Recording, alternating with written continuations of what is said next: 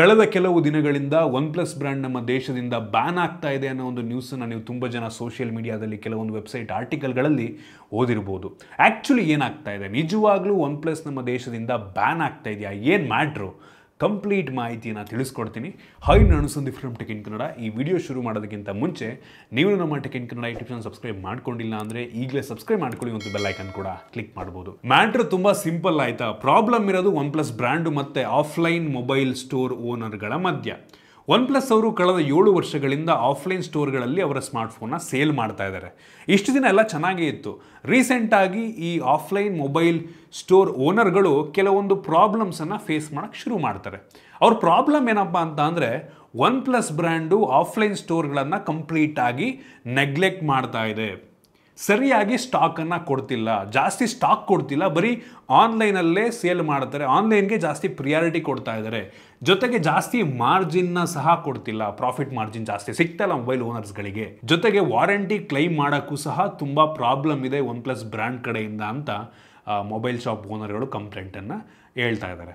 So ಹೌದು, warranty issue OnePlus ಕಡೆಯಿಂದ ಇದೆ ಆಯಿತಾ. ನಾವೆಲ್ಲರೂ ಲೋಕಲ್ ಶಾಪಲ್ಲಿ ಫೋನ್ ತೊಗೋತೀವಿ. ವಾರಂಟಿ ಕ್ಲೈಮ್ ಮಾಡೋದಕ್ಕೆ ನಾವು ಅಂಗಡಿಗೆ ಹೋಗ್ತೀವಿ, ಮೊಬೈಲ್ ಶಾಪ್ಗೆ ಹೋಗ್ತೀವಿ. ಅವರು ಕ್ಲೈಮಿಂಗ್ ಪ್ರೋಸೆಸ್ ಕೊಟ್ಟರು ಸಹ OnePlus ಅವರು ಅದನ್ನು ಫಾಸ್ಟಾಗಿ ಮಾಡಲಿಲ್ಲ ಅಂದರೆ ನಾವೆಲ್ಲರೂ ಹೋಗ್ಬಿಟ್ಟು ಮೊಬೈಲ್ ಶಾಪ್ ಅವ್ರಿಗೆ ಹೋಗಿತೀವಿ. ಅವ್ರ ತಾನೇ ಏನು ಮಾಡ್ತಾರೆ.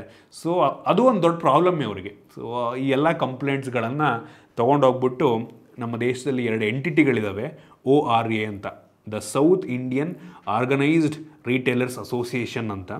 ನಂತರ ಇನ್ನೊಂದು all India mobile retailers association, AIMRA. So ಇವೆರಡೂ ಬಿಗ್ಗೆಸ್ಟ್ ಅಸೋಸಿಯೇಷನ್ಸ್ಗಳು.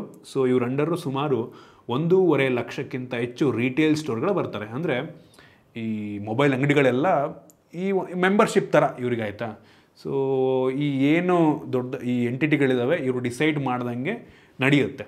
ಸೊ ಏನಾಗಿದೆ ಅಂದರೆ, ಈ ಎಂಟಿಟಿಗಳನ್ನ ಏನಂದರೆ ಈ ಅಸೋಸಿಯೇಷನ್ಗಳು OnePlusಗೆ ಒಂದು ಗಡುವನ್ನು ಕೊಟ್ಟಿದ್ದಾರೆ. ನೋಡ್ರಪ್ಪ, ನಮಗೆ ಈ ಎಲ್ಲ ಪ್ರಾಬ್ಲಮ್ಸ್ಗಳಾಗ್ತಾ ಇದೆ. ನೀವು ಮಾರ್ಜಿನ್ ಕೊಡ್ತಿಲ್ಲ, ಸರಿಯಾಗಿ ಸ್ಟಾಕ್ ಕೊಡ್ತಿಲ್ಲ ಸೇಲ್ ಮಾಡೋದಕ್ಕೆ, ವಾರಂಟಿ ಕ್ಲೈಮ್ ಸರಿಯಾಗಿ ಮಾಡಿಕೊಡ್ತಿಲ್ಲ. ನಾವು ನಿಮಗೆ ಮೇ 1ನೇ ತಾರೀಕು ತನಕ ಡೆಡ್ಲೈನ್ ಕೊಡ್ತೀವಿ. ಅಷ್ಟರೊಳಗೆ ಈ ಎಲ್ಲ ಪ್ರಾಬ್ಲಮ್ಸ್ಗಳನ್ನು ನೀವು ಸಾಲ್ವ್ ಮಾಡಿ, ಇಲ್ಲ ಅಂದರೆ ನಾವು ಆಫ್ಲೈನ್ ಸ್ಟೋರ್ಗಳಲ್ಲಿ ನಿಮ್ಮ ಫೋನ್ನ ಸೇಲ್ ಮಾಡಲ್ಲ, ಬ್ಯಾನ್ ಮಾಡ್ತಾ ಇದ್ದೀವಿ ಅನ್ನೋ ಒಂದು ಹೇಳಿಕೆಯನ್ನು ಈ ಅಸೋಸಿಯೇಷನ್ಗಳು ಹೇಳ್ತಾರೆ. ಸೊ ಇದಿಷ್ಟೇ ಮ್ಯಾಟ್ರು ಆಯಿತಾ. ಸೊ ಇದರಿಂದ ಆನ್ಲೈನ್ ಸೇಲ್ಸ್ಗಳಲ್ಲಿ ಯಾವುದೇ ಒಂದು ಹೊಡೆತ ಬೀಳಲ್ಲ. ನೀವು ಆಫ್ಲೈನಲ್ಲಿ ಅಂಗಡಿಗಳಲ್ಲಿ ಈ OnePlus ಫೋನ್ಗಳು ಬ್ಯಾನ್ ಆದ್ರೂ ಆನ್ಲೈನಲ್ಲಿ ನೀವು ಫೋನ್ಗಳನ್ನ ಪರ್ಚೇಸ್ ಮಾಡ್ಬೋದು. ಮತ್ತು ಅಫಿಷಿಯಲ್ OnePlus ಸ್ಟೋರ್ಗಳಲ್ಲಿ ಏನು ಆಥರೈಸ್ಡ್ ಸ್ಟೋರ್ ಇರುತ್ತಲ್ವ, ಸೊ ಅಲ್ಲೆಲ್ಲ ನೀವು ಫೋನ್ಗಳನ್ನ ಪರ್ಚೇಸ್ ಮಾಡ್ಬೋದು. ಸೊ ಪ್ರಾಬ್ಲಮ್ ಆಗ್ತಿರೋದು ಈ ಮೊಬೈಲ್ ಅಂಗಡಿಗಳು, ಸಣ್ಣ ಸಣ್ಣ ಮೊಬೈಲ್ ಅಂಗಡಿಗಳು, ಸಂಗೀತ ಮೊಬೈಲ್ಸ್ ಆಗಿರ್ಬೋದು, ಈ ಥರ ಅನೇಕ ಮೊಬೈಲ್ಸ್ ಅಂಗಡಿಗಳಿರ್ತಾವಲ್ವ, ಈ ಮಾಲ್ಗಳಲ್ಲೆಲ್ಲ ಮೊಬೈಲ್ ಶಾಪ್ಗಳು ಇರ್ತಾವಲ್ವ, ರಿಲಯನ್ಸ್ ಡಿಜಿಟಲ್ ಇವರೆಲ್ಲ ಇರ್ತಾರಲ್ವ. ಸೊ ಇವರೆಲ್ಲ ಒಗ್ಗೂಡಿ ಈ ಒಂದು ಕಂಪ್ಲೇಂಟನ್ನು ಕೊಟ್ಟಿರೋದು ಆ್ಯಕ್ಚುಲಿ. ಸೊ ಇದರಿಂದ ಆನ್ಲೈನ್ ಸೇಲ್ಸ್ಗಳಲ್ಲಿ ಯಾವುದೇ ಹೊಡೆತ ಬೀಳಲ್ಲ. ನಾರ್ಮಲ್ಲಾಗಿ ಆನ್ಲೈನ್ ಸೇಲ್ಸ್ ನಡೆಯುತ್ತೆ. ಈ ಆಫ್ಲೈನ್ ಅಂಗಡಿಗಳು ಈ ಒಂದು ಸೇಲ್ಸನ್ನು ಸ್ಟಾಪ್ ಮಾಡುವ ಸಾಧ್ಯತೆ ಇದೆ. ಇನ್ನೂ ಕನ್ಫರ್ಮ್ ಆಗಿಲ್ಲ. OnePlus ಅವರು ಒಪ್ಕೊಂಡ್ಬಿಟ್ಟು ಪ್ರಾಫಿಟ್ ಮಾರ್ಜಿನ್ ಕೊಡ್ತೀವಿ, ಅಥವಾ ನಾವು ಸರಿಯಾಗಿ ವಾರಂಟಿ ಇದನ್ನೆಲ್ಲ ಮಾಡಿಕೊಡ್ತೀವಿ, ಜಾಸ್ತಿ ಸ್ಟಾಕ್ ಕೊಡ್ತೀವಿ ಅಂತ ಒಪ್ಕೊಂಡ್ರು ಅಂದರೆ ಮೋಸ್ಟ್ಲಿ ಸೇಲ್ಸ್ ಕಂಟಿನ್ಯೂ ಆಗಬಹುದು ಆಯಿತಾ. ಅದಿನ್ನೂ ಗ್ಯಾರಂಟಿ ಇಲ್ಲ.